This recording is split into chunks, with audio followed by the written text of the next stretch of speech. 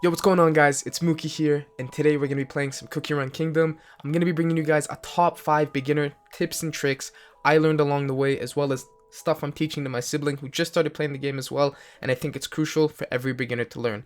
Let's get right into it with tip number 1. It's going to be all about cookie bonds.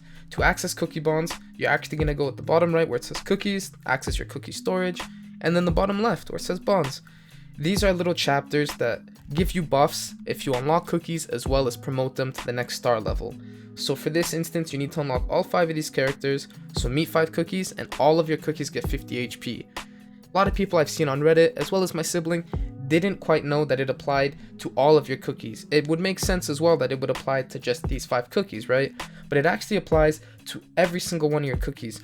On screen, I'm going to be showing an example of how I access a Royal Dynasty storyline and upgraded my Night Cookie to level 3. It actually ends up giving my Cotton Cookie, who's not involved at all in this chapter, the additional 60 attack and 35 defense. So with that, I think it's crucial to do this, because if you're ever stuck and you don't want to waste precious resources on leveling other units you think may help, this is a great way to get extra stats. So if you have the stones to level up a cookie, I really recommend you do, as it only costs coins, and coins is probably the easiest resource in this game to collect. You're going to get a lot of it later on in the game. I know it seems like for the first couple levels you're really lacking it, but later on, after probably like storyline 3.5 or 3-5, you start raking in that dough, and then especially when you unlock the tropical soda islands, you'll be getting a lot. As you can see, myself, I've been playing for 12 days and I already have 4 million coins, so it's a super crucial thing to do. Cookie bonds, keep an eye out for them, always do it. And yeah, on to the next tip.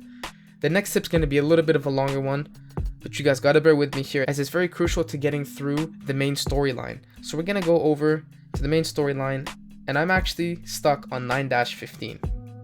I've attempted it 2 times because I don't want to waste too many stamina jellies, but sometimes you'll get stuck on a level. A good option I like to try is to change up the team a little bit and see where it failed. Either I didn't get 3 stars or I can't beat it at all. In this case, I can't beat this level at all. And let's get into team comps and explain what the team synergy and team comps can really bring to beating a level. So obviously this isn't the team I use for this level, but the team followed the same principle of roles. And what I mean by roles is you're going to have a tank to be a sponge. In this instance, Night Cookie is a great option for beginners. They sit in the front line and absorbs all that damage, so your backline can continue to stay healthy and do their abilities and damage. The second role is going to be a healer to keep the team alive. A great option is Custard Cookie. And then you're going to also need a support character to either debuff the enemies or buff your team. Carrot is a great option, or Clover. Based off what I've read, I was actually lucky enough though to get Fig Cookie as my first epic, and she was a support character, and she helps attack reduce the enemies, so that helped me stay in the fight a little bit longer, and my abilities could recharge without me worrying about dying. So you have your tank, your support, and your healer. Those 3 roles are what I like to call the defensive foundation. When you use those 3 roles and then build off of it with more damage dealers and stuff like that, you're already off on the right foot. Now on the flip side, we have an offensive foundation. This is going to be your damage dealer. For starters, I would recommend using Chili Pepper, as everyone gets her for free, and she's really good at flanking the back line of enemies that most likely do the most damage to your team.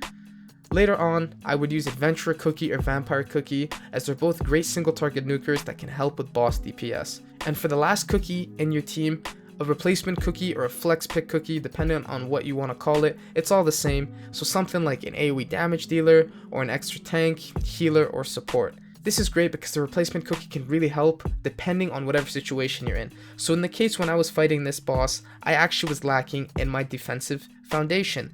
So I took out an extra AoE damage dealer and added in an extra healer to try to outlive all the damage that was being done to me.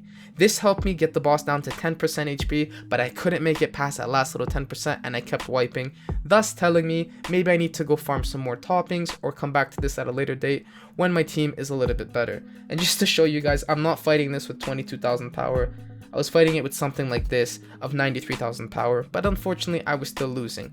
So I'll come back to a later date, but if I've used this foundation of all of my units fit their specific role and I've tried multiple times, then I've realized, hey, I gotta come back to this. But I did use and try to understand team comps and team synergy, and this can be applied to anything in the game. Now on to our third tip. We're going to be talking about side missions, located on the right side under the Kingdom Pass. These side missions come with all varying difficulties.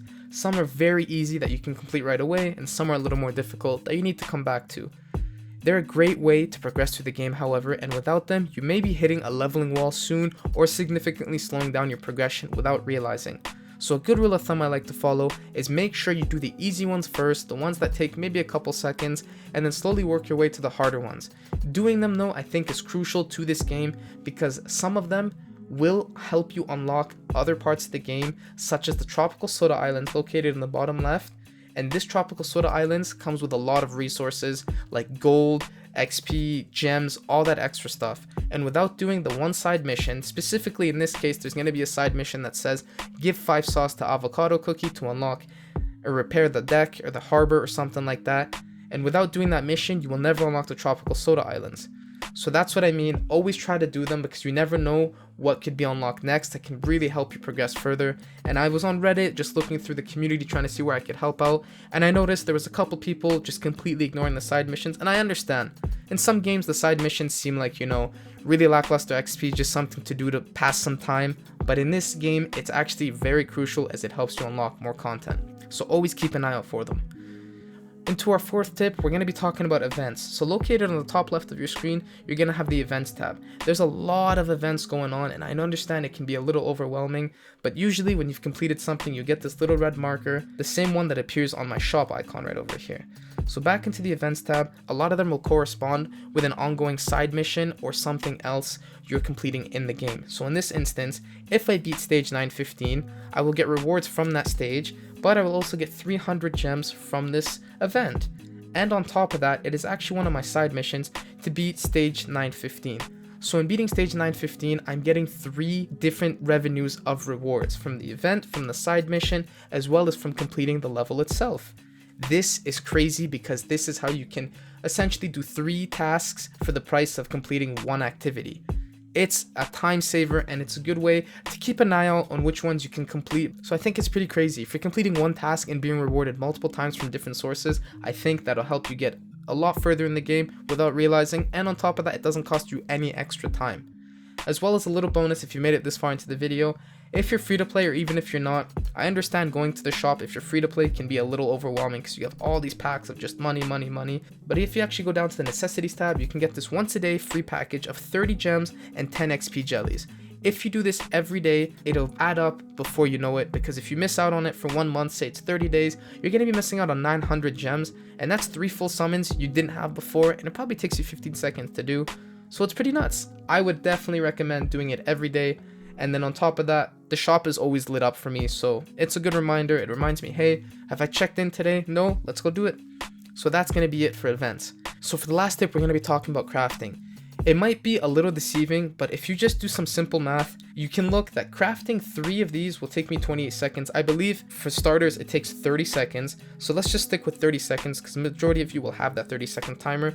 So 3 will take 30 seconds. So in 1 minute, I can get 6. But as you can see down here, I can get 9 in 6 minutes. But if you just do simple math, in 1 minute I can get 6. So that means in 6 minutes using this top method, I can get 36, where the second method will only yield me 9. This is pretty essential because a lot of them do this as well. When you're crafting resources, it's always the better option to stick with the top one. You can go do all these and go do a mission and come back and you'll have them more. I would only recommend doing the second option or the longest option if you're going to bed, if you're going to work, somewhere where you're not going to be on your phone. As long as you're playing on your phone and playing the game, I always recommend doing the fastest option when you're doing resources such as the sugar cubes, the wood, or the jelly beans, as it's going to be way faster and yield you much more rewards. So that wraps it up for today's video, guys. Thank you so much for watching and staying around this long if you have. If you guys caught something that maybe I didn't understand, or maybe you caught something that could help me out, feel free to leave a comment. I'm always open to learning and helping out the community as well as learning from the community. I really appreciate your guys' time today, and I hope you guys have a great day. See you in the next one. Peace.